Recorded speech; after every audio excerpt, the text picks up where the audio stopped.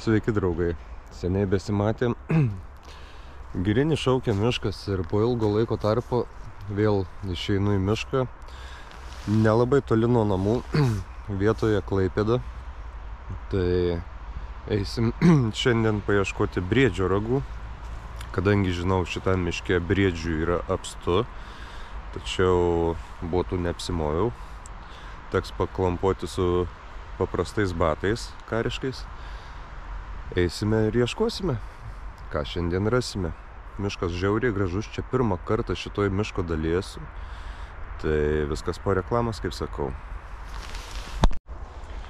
Priešaky šlapieji juodalksnynai, pušys, kertinė miško buveinė.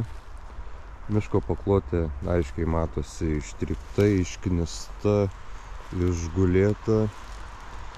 Matomumas vietomis geras, vietomis mažas, tačiau kol kas esu tik tai vienoje miško pusėje, ir kur matomumas geresnis, o į kitą miško pusę truputį baugoka eiti vien dėl to, kad paskutinį kartą į tankesnį mišką, kai buvau įėjęs, sutikau briedį 10 metrų atstumu, vienas kito net nematėm, o šiandien žiūrėsim, kas gausis. Tikiuosi tokios akistatos nebeturėti.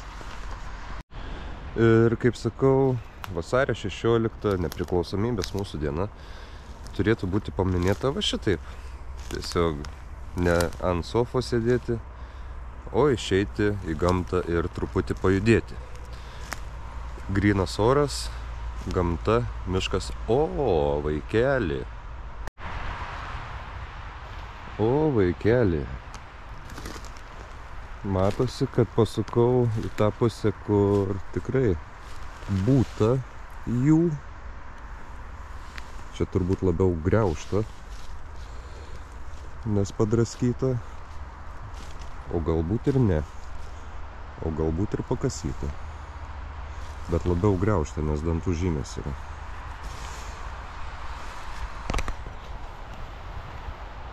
Op į mišką.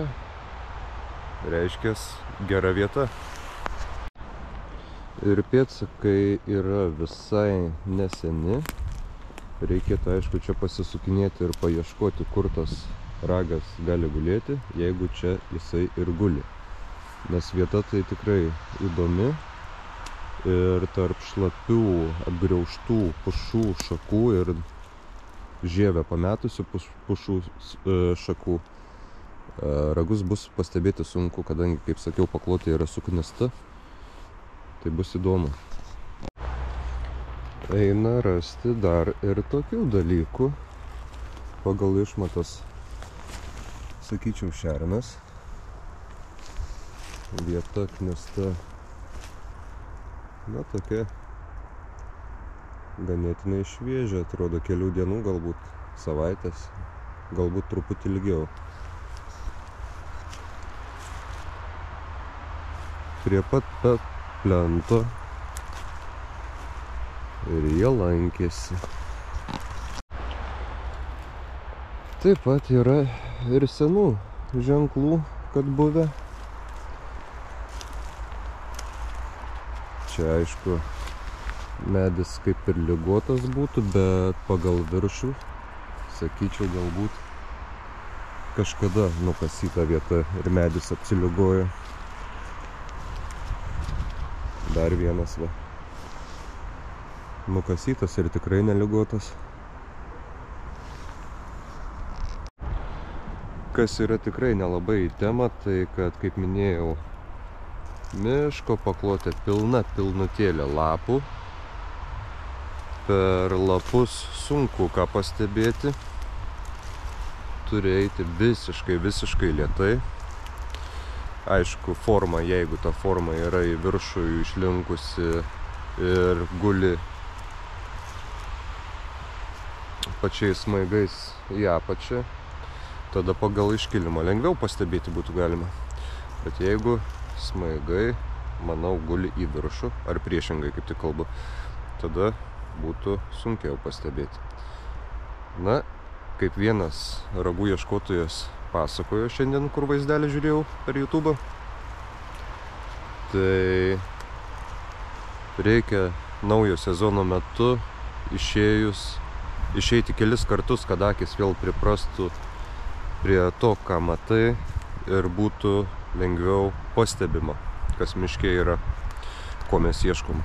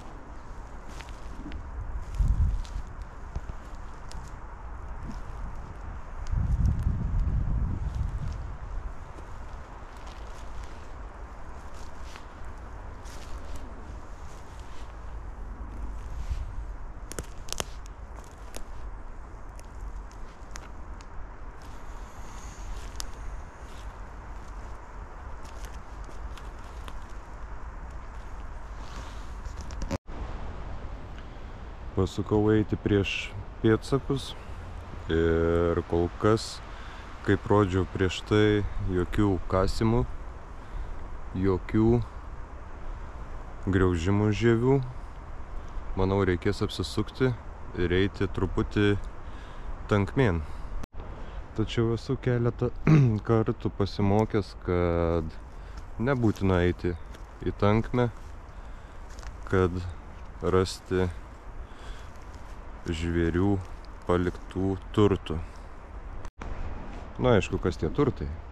Kaip visada, ragų ieškotojai tuos turtus vadina ragais. Aišku, ne ekskrementus.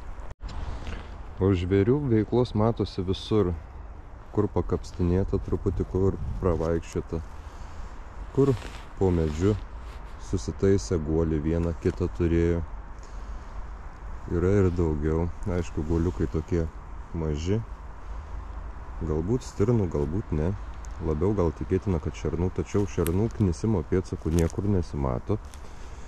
Ir kanopos pakankamai įspaustos į žemę didelės yra. Ką galėčiau sakyti, kad tai yra tikriausiai briedžių. Na, bet nepriėjęs ir neradęs ekskrementų, kaip sakau, ar tai briedis buvo, ar tai ne, kaip prieš tai matyta šerno turtą palikta, tai sunku ir įvardinti, koks tai žvėris buvo. Nebent labai aiškiai matosi žvėries pėda. Tada jau galima tikrai spręsti pagal dydį. Na, kaip minėjau, nuėjus į priešingą pusę nuo visų kasimų ir nuo visų žievės graužimų, veiklos nulis.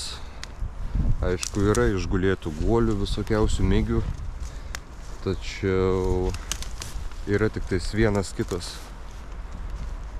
pėdsakas, kuriais sekti kuo tolyn to sunkyn. Tai mėginsiu tiesiog dabar apsisukti, eiti į priešingą pusę į kurią rodė pasikasimai, į kurią rodė žievės griaužimai. Aišku, ir tokiose vietose prie šaltinėlių, upelių galima paklaidžiot, paieškoti. Tačiau kol kas tokiose vietose, teisybę sakant, tik tai vieną Danieliaus raganą laužtą esu radęs. O kol kas, kaip sakau, susitiksim po reklamos.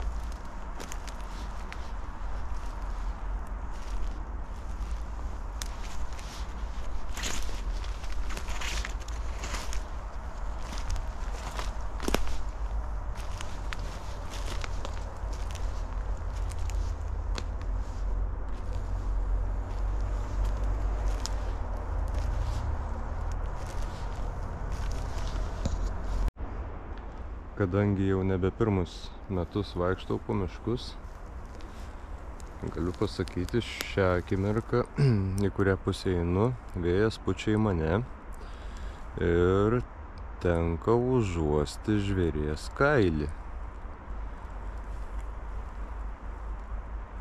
Žvalgausi, nematau. Žvėris kažkur netolies. O kita vertus, norėčiau užduoti klausimą miškininkam, girininkam, kurie nusimano truputį apie žvėrių migracijos kelius. Kelinti metai vaikštau, ieškau ragų, vaikštau po miškus ir tenka pastebėti, kad briedžių pėdsakai yra daugumoje atsiskyrę nuo pagrindinių žvėrių pramintų takų. Ar tai leidžia daryti prielaidą, kad briedžiai tiesiog atskirai migruoja, nepaisant kitų žvėrių pramintų takų ir tiesiog klampoja per samanas, per pelkes, ieško alternatyvių kelių patys savo. Na va, viena pėda, delno didumo, tikrai ne stirna, nelnis, briedis. Prieš tai praėjau ekskrementų krūvą. Kaip ir minėjau, užuodžiu kailį ir pėdos veda į tą pusę, iš kurios pareina kvapas. Galbūt bus gražių kadrų su telefonu arba su fotoaparatu. Aišku, nuotraukų.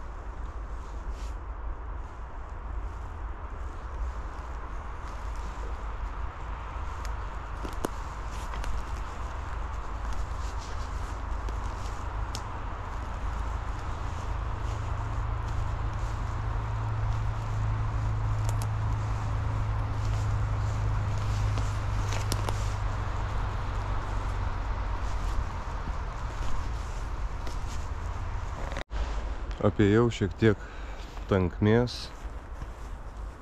Nieko. Net nugriaužtų medžių, nukasytų medžių. 2 krūvelės šviežio ir viskas.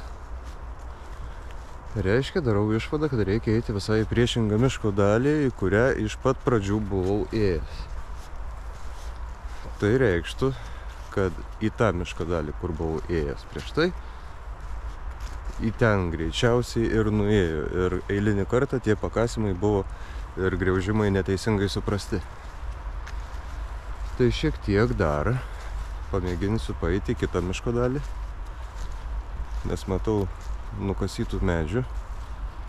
Pamėginsiu paieškoti, nusukti kitais keliais ir žiūrėsim, kas ten laukia. Miško dalis, kurioje buvau radęs ne vieną nukasytą nugriaužtą medį. Lengva plynė miško keliuku ir einanti gilyn į mišką. Čia eiti šituo keliuku neapsimoka, nes jis eina palei plentą, aišku, griaužimo žymių apstu, tačiau norisi mesti kelią dėl kokio išminto takelio. O kol kas išminto takelio niekur nematau. Na, mėginam sukti tiesiog čia ir ieškoti, kaip ir visada. Ir tęsim paieškas su posakiu, kas ieško, tas ir randa. Tai pamėginkim rasti pirmą naujo sezono ragą ir mes. Ant kalno matosi viena vieta išgulėta, antra, trečia, apačioj kažkokia šlapynė, buvęs kaip ir upelis ir esamas upelis ir labai daug purvo.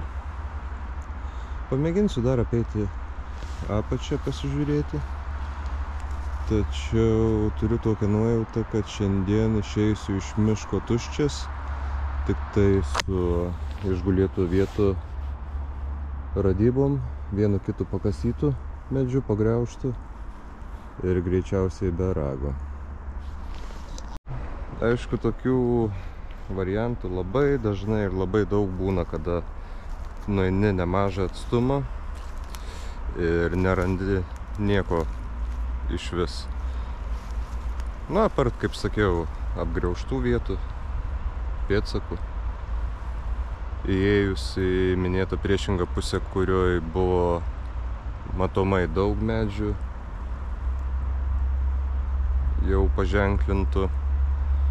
Toliau nesimato daugiau nei vieno, nebent labai seni pernykščiai, užpernykščiai. Pėdsakų yra, tačiau pavieniai ir juos jau labai sunku įžiūrėti. Na, kai sakau, niekada nesakyk niekada, nes kelias į mašiną gali būti dar vaisingas.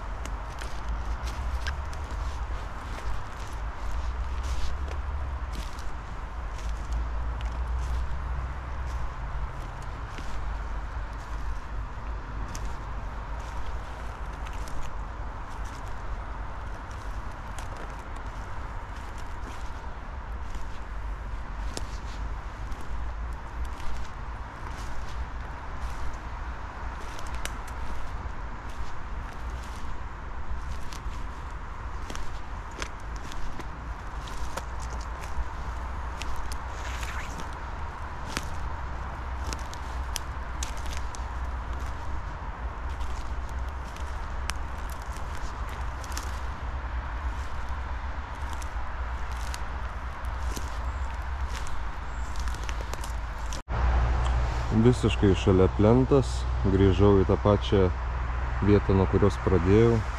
Kasytų, nukasytų, nugriaužtų vietų daug, dar daugiau radau.